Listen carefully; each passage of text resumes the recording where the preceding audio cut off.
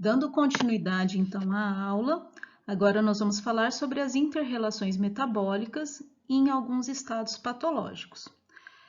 Vários estados patológicos podem interferir nas vias metabólicas, mas nós vamos enfatizar aqui nessa aula de hoje sobre a obesidade e também sobre o diabetes do tipo 1 e do tipo 2. Começando então pela obesidade. Para entender um pouco melhor a obesidade, nós temos que lembrar sobre o ciclo jejum-alimentação quando falamos sobre aquele estado bem nutrido. Então, quem não lembra, dá uma relembradinha lá no estado bem nutrido. Então, o que acontece na obesidade, o animal que tem a obesidade, é porque ele permanece por muito tempo no estado bem nutrido, no estado alimentado. Então, supondo essa situação, né, que ele permanece por mais tempo no estado bem nutrido, vamos analisar o que acontece com as vias metabólicas.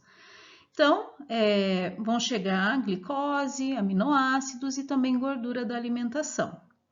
A glicose e os aminoácidos, então, chegam no fígado, depois falamos sobre a gordura. Vamos começar aqui pelo carboidrato, pela glicose. Então, o que acontece com a glicose num estado bem nutrido, num animal normal, sem obesidade? A glicose, ela deveria ser armazenada como glicogênio, ela poderia ser distribuída entre os tecidos e também poderia ser convertida em gordura, supondo aí uma quantidade em excesso de glicose que chegou da alimentação. Mas, no caso do animal com obesidade, como ele permanece por muito tempo no estado bem nutrido, o que acontece, que nós temos que imaginar aqui, é que o glicogênio já foi armazenado. Se o glicogênio já foi armazenado, e nós já sabemos que existe um limiar máximo de estocagem de glicogênio, então essa glicose não pode formar mais glicogênio. Então, o caminho possível seria ela voltar para o sangue, nutrir alguns tecidos, como está mostrado aqui na figura, os eritrócitos, tecido adiposo, também o músculo esquelético, que não está mostrado, mas ele poderia. E a outra possibilidade é jogar toda essa glicose aqui na produção de gordura, hein, gente? Está escrito errado aqui, é gordura, não gordura. Então, a glicose ela acaba sendo direcionada nessa produção de gordura. Agora vamos falar o que acontece com os aminoácidos que chegam da alimentação. Pensando novamente lá no estado bem nutrido, normal, um animal sem obesidade.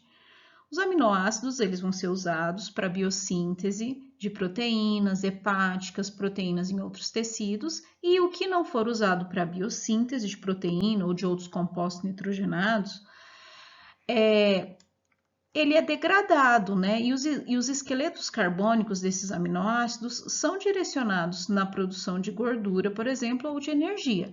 Mas supondo o animal que permanece por muito tempo nesse estado bem nutrido, ele já usou os aminoácidos para síntese e não precisa mais. Então, resta ao aminoácido ser direcionado aqui. Ele vai ser degradado e os esqueletos carbônicos vão ser direcionados na produção de gordura.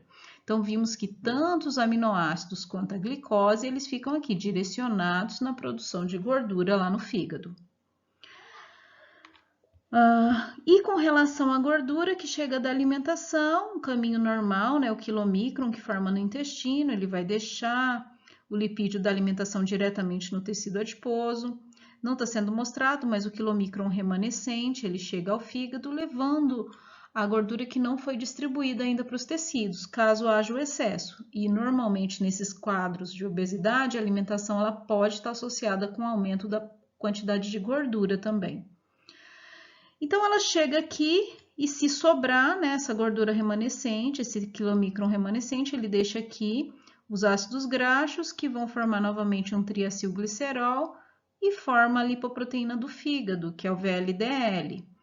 E aí, esse VLDL, levando toda a gordura que foi produzida a partir da glicose ou dos aminoácidos ou da própria alimentação, no caso a gordura remanescente, ela é toda direcionada na formação da lipoproteína VLDL, que vai para o sangue e vai tentar distribuir esse lipídio lá no tecido adiposo e pode ser que nesses indivíduos você observe a presença aumentada, né, de VLDL no sangue. Isso daí é dado como parâmetro que é chamado do aumento de triacilglicerol no sangue, ou triglicerídeos, aumento de triglicerídeos no sangue. Outro problema da obesidade é o fato de que, como ele permanece nesse estado bem nutrido por muito tempo, o que acontece é que essa glicose ela fica o tempo todo sinalizando o pâncreas, né, para a produção de insulina. Então, algumas vezes, esses indivíduos eles podem apresentar, dependendo do momento desse estado patológico, eles podem apresentar até um aumento na quantidade de insulina, porque a glicose está lá estimulando as células beta na produção de insulina.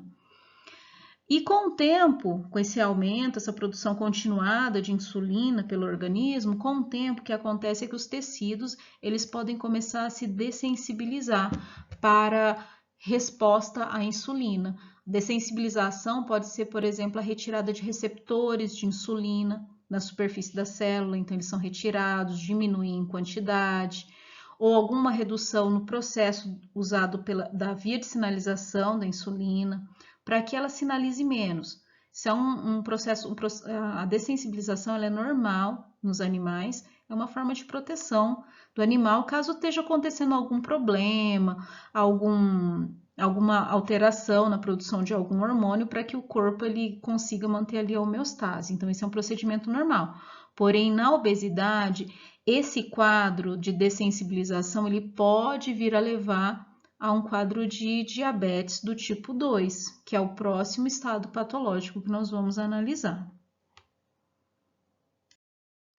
No diabetes mellitus do tipo 2, então, nós temos uma dessensibilização dos tecidos frente à insulina. E essa dessensibilização ela se dá principalmente no tecido adiposo e no tecido muscular.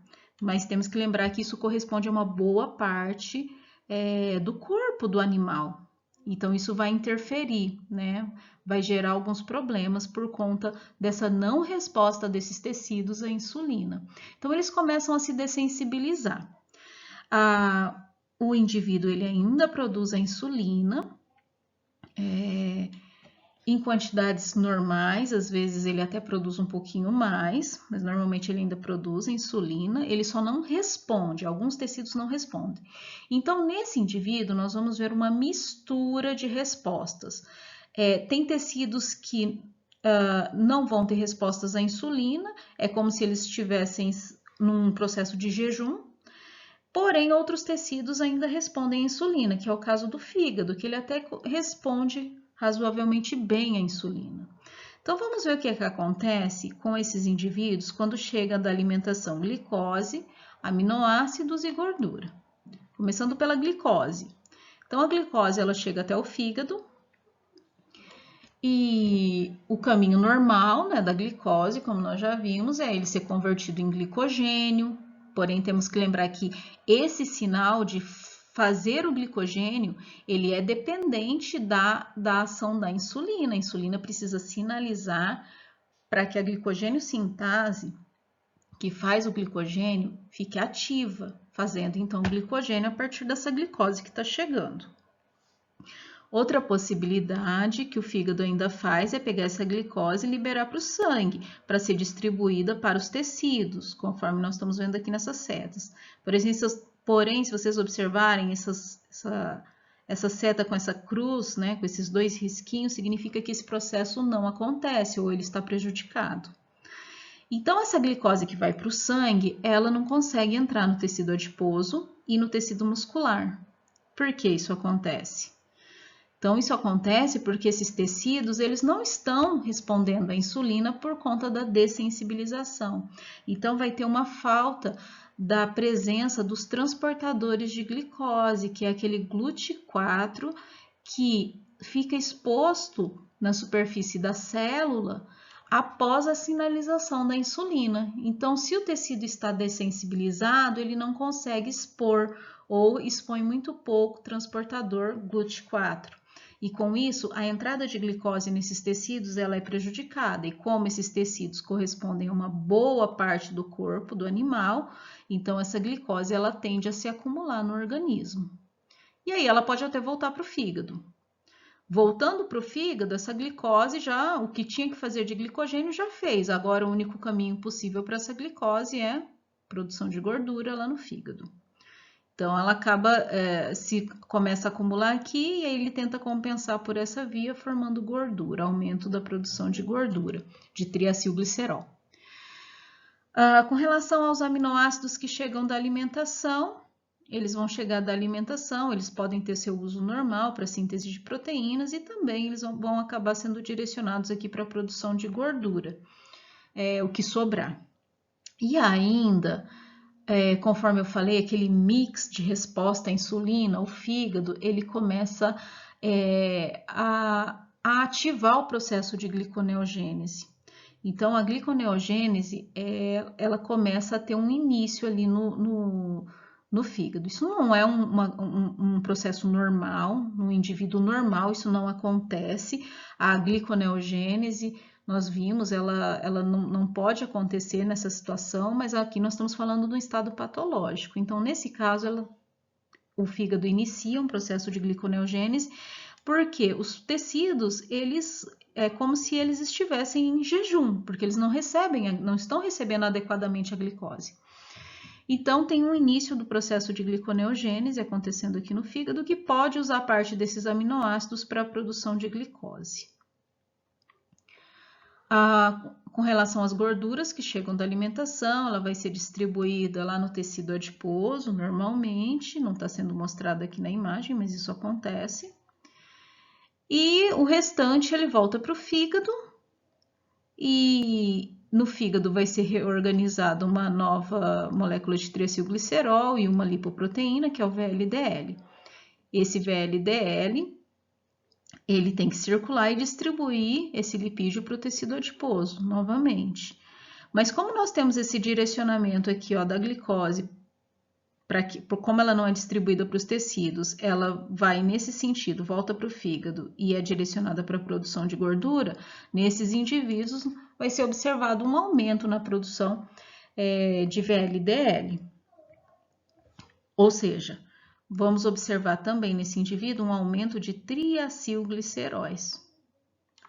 Eles começam a se acumular.